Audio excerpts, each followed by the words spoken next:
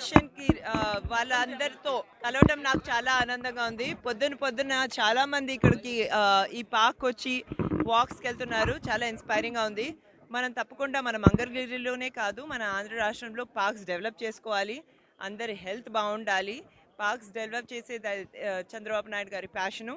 హైదరాబాద్లో కూడా KBR park కానివ్వండి, వేరే పార్క్స్ కానివ్వండి, వీటిని డెవలప్ చేసిన చంద్రబాబు నాయుడు గారే. తప్పకుండా ప్రకృతి చాలా బాగుండేటట్టు, అందరూ బెనిఫిట్ పొందేటట్టు, పిల్లలు కానివ్వండి, పెద్దలు కానివ్వండి, వాళ్ళందరికీ పార్క్స్ తప్పకుండా డెవలప్ చేస్తాము. ఇక్కడైతే వాటర్ ప్రాబ్లం ఏదైతే ఉందో దాన్ని కూడా రిజాల్వ్ చేస్తాం.